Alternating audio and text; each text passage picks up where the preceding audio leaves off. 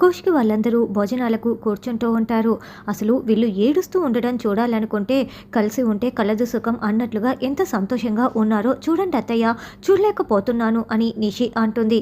అమ్మ, మనం వాళ్ళందరూ తిన్న తర్వాత విడిగా తిందాం అని యువరాజ్ అంటే, మనం అలా దూరం అయిపోతే ఇంకా ఇంకా దూరం అయిపోతాము, అలా కాదులే అని వైజయంతి చెప్తూ ఉంటుంది. లేదు, ఏదో ఒక విధంగా ఈ జగదాత్రి కేదార్ని ఇంట్లో నుంచి పంపించేసేయాలి అని నిషి చెప్తుంటే అప్పుడే పోలీసులు లోపలికి వస్తూ ఉంటారు. అసలు పోలీసులు ఎందుకు వస్తున్నారక్క అని కాచి అడగడంతో, ఏంటి ఇన్స్పెక్టర్ గారు ఎందుకు వస్తున్నారు అని కౌశికి అడుగుతూ ఉంటుంది. యువరాజ్ కోసమే వచ్చారేమోనని బూచి అంటే, ఏమల్లుడు ఎలా కనిపిస్తున్నాడు నా కొడుకు అని వైజయంతి అంటుంది. అంటే గతం చూసుకుంటే చాలాసార్లు యువరాజ్ కోసమే మన ఇంటికి పోలీసులు వచ్చారు కదా అత్తయ్య, అందుకే అన్నయ్య అలా అన్నారులే అని ధాత్రి అంటుంది. ఎంత ధైర్యమే నా భర్త గురించి అలా మాట్లాడడానికి అని నిషి అరుస్తూ ఉంటే, మీరు కాస్త ఊరుకుంటారా, ముందు పోలీసులు ఎందుకు వచ్చారో తెలుసుకుందాం అని చెప్పండి అని కౌశికి అంటుంది. మీ మేనేజర్ హత్య కేసులో మిమ్మల్ని అరెస్ట్ చేయడానికి వచ్చాము అని ఇన్స్పెక్టర్ చెప్పడంతో, మా మేనేజర్ బ్రతికే ఉన్నారు కదా అని కౌశికి చెప్తుంది. అవునని ధాత్రి కేదార్ కూడా జరిగిన విషయం మొత్తం కూడా చెప్తారు. మీరు అతన్ని కొట్టారు, మా ప్రాథమిక విచారణలో అది తేలింది. తర్వాత మీరే అతన్ని కత్తితో అతి కిరాతకంగా పొడిచేసి ఆఫీస్లోనే చంపేశారు, అందుకే మేము మిమ్మల్ని అరెస్ట్ చేయటానికి వచ్చాము అని ఇన్స్పెక్టర్ చెప్పడంతో, అయ్యో నేను చేయలేదు అని కౌశికి అంటుంది. అక్క, ఫ్లెక్సీ వేయించాడన్న కోపం ఉన్నంత మాత్రాన ఇలా ప్రాణాలు తీసేస్తావా అని యువరాజ్ అంటే, అవునమ్మి, అది చాలా పెద్ద తప్పు అని వైజయంతి అంటుంది. ఏంటొదినా, ప్రాణాలు తీయటం ఏంటి అని నిషి అంటుంది. అయ్యో వదిన ఏమీ చేయలేదు, మీరెందుకు ఇలా మాట్లాడుతున్నారు అని ధాత్రి అరుస్తూ ఉంటుంది. అయ్యో ఇన్స్పెక్టర్ గారు, నేను ఆయన్ని టర్మినేట్ చేశాను, వస్తువులు తీసుకువెళ్ళమని చెప్పాను, అంతే, నేను ఎలాంటి తప్పు చేయలేదు, నేను చంపలేదు అని కౌశికి అంటుంది. ఇంత జరిగిన ఆఫీస్ నుండి నాకు ఫోన్ కాల్ రావటం లేదేంటి అని అందరూ మొబైల్స్ చెక్ చేసుకుంటారు. మనం టెంపుల్కి వెళ్ళినప్పుడు ఫోన్లన్నీ కూడా సైలెంట్లో పెట్టుకున్నాం, అందుకే ఎవరు మనల్ని కాంటాక్ట్ చేయలేకపోయారు అని సుధాకర్, ధాత్రి, కేదార్ అందరూ చెప్తారు. ఆఫీస్ బయట మీరు వదిలేస్తే మరి లోపల శవంగా అతను ఎలా తేలారు వదినా, అయినా మీకు కోపం వస్తే ఏం జరుగుతుందో మీకే తెలియకుండా ఏం చేస్తారో మాకు బాగా తెలుసు కదా అని నిషి అంటుంది. చూడు నిషి, ఎంత కోపం ఉన్నా కూడా ప్రాణాలు తీసే మనిషి కాదు వదిన, నీకు తెలీదా అని ధాత్రి కేదార్ చెప్తుంటే, అసలు నేను ఎవరిని చంపలేదు అని కౌశికి అరుస్తూ చెప్తూ ఉంటుంది. చూడండి, మర్డర్కి మోటివ్ ఉంది, ప్రత్యక్ష సాక్షులు కూడా మీరే చంపారని చెప్తున్నారు, కాబట్టి మేము అరెస్ట్ చేయాల్సిందే అని ఇన్స్పెక్టర్ అంటాడు. అప్పుడు ధాత్రి కేదార్, అసలు మేనేజర్ని మేము రోడ్డుపై వదిలేసిన తర్వాత వదిన మాతోనే ఉండింది, మరి మా వదిన ఎలా చంపుతుంది అని ఇద్దరు చెప్తుంటే, మీరేదైనా చెప్పదలుచుకుంటే కోర్టులో చెప్పుకోండి అని ఇన్స్పెక్టర్ అంటాడు. అదేంటి, మాటికి ముందు అరెస్ట్ చేస్తాను అంటున్నారు అని బూచి అరుస్తూ ఉంటే, నిన్ను కూడా అరెస్ట్ చేస్తారు బావా, వెళ్తావా ఏంటి, అలా అడ్డుపడితే అరెస్ట్ చేస్తారు, రూల్స్ ఒప్పుకోవు ఏంటి కేదార్, అంతే కదా అని యువరాజ్ అనడంతో కేదార్ మౌనంగా ఉంటారు. ఇక అరెస్ట్ చేయండి అని ఇన్స్పెక్టర్ చెప్పడంతో లేడీ కానిస్టేబుల్ కౌశికిని చేయి పట్టుకొని తీసుకువెళ్తూ ఉంటుంది. అదేందమ్మి, నువ్వు ఇలా చేయటం చాలా పెద్ద తప్పు అని నిషి, వైజయంతి చెప్తూ ఉంటారు. అమ్మ కౌశికి, నేను లాయర్తో వస్తాను, ధైర్యంగా ఉండు అని సుధాకర్ ధైర్యం చెప్తూ ఉంటాడు.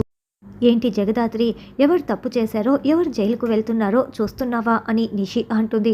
అసలు ఎవరు చేసింటారు ధాత్రి అని కేదార్ అంటే, మర్డర్ స్పాట్కు వెళ్తే అన్ని ప్రశ్నలకి సమాధానాలు దొరుకుతాయి, పద కేదార్ అని ధాత్రి అంటుంది. ధాత్రి కేదార్ నేరుగా కౌశికి వల్ల ఆఫీస్ బయట నిలబడి ఉంటారు. మేనేజర్ని మనం ఇదే గల్లీలో చివర వదిలేశాము, కానీ మేనేజర్ ఈ ఆఫీస్ లోపలికి వెళ్ళటం ఎవరూ చూడలేదు, కానీ అక్క కొట్టడం మాత్రం చూశారు, కాబట్టి అక్కనే కోపంతో చంపేసిందని అనుకుంటున్నారు ధాత్రి అని కేదార్ అంటే, అవునని ధాత్రి అంటుంది. లోపలికి వెళ్ళి చెక్ చేద్దాం పదా, మొత్తం తెలిసిపోతుందిలే అని ధాత్రి కేదార్ ఇద్దరు మాస్కులు పెట్టుకొని జేడీకేడీలుగా ఇక లోపలికి వస్తారు. అక్కడ ఒక అమ్మాయి ఆ శవాన్ని చూసి చాలా కంగారు పడుతూ చెమటలు తుడుచుకుంటూ ఉంటుంది. అయితే ఆ అమ్మాయిని జేడీకేడీ గమనించి ఉండరు. మిగతా జనాలందరూ స్టాఫ్ అంతా అక్కడే ఉంటారు.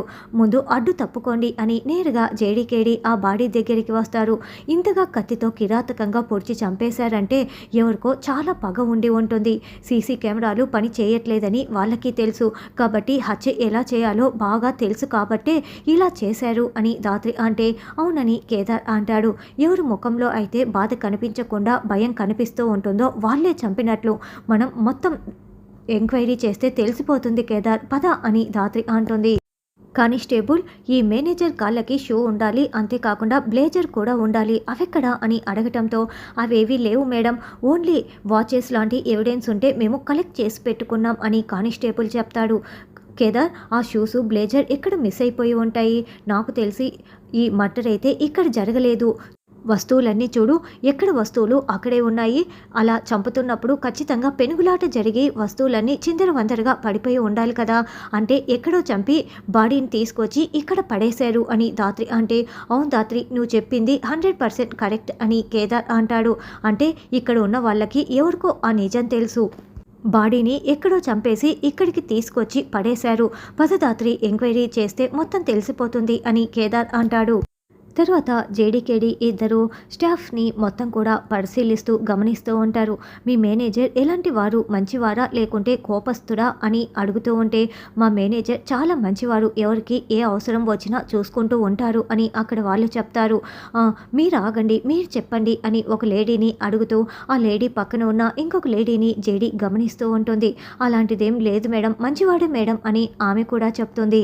తర్వాత జేడీకేడి మళ్ళీ ఆ శవం ఉన్న గది దగ్గరికి వచ్చి గదిని మొత్తం కూడా గమనిస్తూ ఉంటారు. ఈ గది అంతా కూడా చాలా క్లీన్గా ఎవరో కావాలని శుభ్రం చేసినట్లుగా ఉంది. ఉదయం మనం వచ్చినప్పుడు ఇంత క్లీన్గా లేదు, ఇప్పుడు ఎక్కడి వస్తువులు అక్కడ ఉన్నాయి, చూసావా కేడి అని అడగటంతో అవును జేడి అని కేదార్ అంటాడు. అప్పుడే కేదార్ టేబుల్ పక్కగా ఉన్న ఏదో ఒక పేపర్ని తీయపోతూ ఉంటే గాజు ముక్క గుచ్చుకుంటుంది. అబ్బా అని రక్తం కారుతూ అరుస్తూ ఉంటాడు. అరే, ఇప్పటి వరకు ఇక్కడ ఏ వస్తువు పగిలినట్లు ఆనవాళ్ళు కనిపించలేదు, మరి ఈ గాజు ముక్క ఇక్కడికి ఎలా వచ్చింది అని అనుకుంటూ ఇద్దరు డౌట్గా చూస్తూ ఉంటారు. అంటే ఎవరో బాగా క్లీన్ చేసేశారు, ఇది మిస్ చేశారన్నమాట అని దాత్రి చెప్తుంది. కానిస్టేబుల్, ఈ గాజు ముక్కని టెస్టింగ్కి పంపించండి, అంతేకాకుండా ఈ గది గురించి బాగా తెలిసిన వాళ్ళని ఇక్కడికి పంపించండి, ఇక్కడ ఏవైనా వస్తువులు మిస్ అయ్యాయేమో తెలుసుకోవాలి అని దాత్రి అంటుంది. తర్వాత అక్కడ మనిషి ఎత్తులో ఒక గోడకి మేకు ఉంటుంది. ఆ మేకుపై ఒక వెంట్రుక వేలాడుతూ ఉంటే దీనిని కూడా టెస్టింగ్కి పంపించండి అని ఇస్తుంది. టేబుల్పై ఒక వస్తువు ఉంటే దీనిని కూడా పంపించండి అని ఆ వస్తువుని కూడా కేదార్ చెప్తాడు. అలాగేనని వాటిని తీసుకొని కానిస్టేబుల్స్ వెళ్తూ ఉంటారు.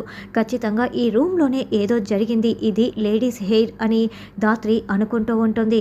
తర్వాత సీసీ కెమెరా రిపేర్లు చేసే అతన్ని పిలిపించి, సీసీ కెమెరాలు వర్క్ అవ్వకపోతే మీరు పట్టించుకోరా అని దాత్రి కేదార్ నిలదీస్తూ ఉంటే, మేడం అవి మార్నింగ్ నుంచే పనిచేయట్లేదు, నేను కౌశిక్ గారు వెళ్ళిన తర్వాత రిపేర్ చేద్దామని రెడీగా ఉన్నాను, ఈ లోపలే ఇలా జరిగిపోయింది అని అతను చెప్తాడు. సారీ మేడం, ఇంకెప్పుడు ఇలా జరగకుండా చూసుకుంటానని చెప్తుంటే, అయినా మీకు ఏదైనా డౌట్గా అనిపించలేదా, ఎవరైనా వచ్చి వెళ్ళడం లాంటిది అని దాత్రి కేదార్ అడుగుతూ ఉంటే, అలాంటిదేం జరగలేదు మేడం, నేను ఎవరిని చూడలేదు అని అతను చెప్తూ ఉంటాడు. మేనేజర్ చాలా మంచివాడని స్టాఫ్ అంతా చెప్తున్నారు, మరి అన్ని కత్తిపోట్లతో చంపాల్సిన అవసరం ఎవరికి ఉంటుంది అని దాత్రి అనుకుంటూ ఉంటుంది. తర్వాత అదే గదిలో బ్లూ కలర్ చేతులకు వేసుకునే గాజు ముక్కలు ఉంటాయి. ఇవి బ్లూ కలర్ గాజు ముక్కలు అని దాత్రి వాటిని కూడా టెస్టింగ్కి పంపిస్తుంది. ఇంకో పక్క యువరాజు ఆ మేనేజర్ని ఎవరు చంపి ఉంటారు అని అనుకుంటూ ఉంటాడు.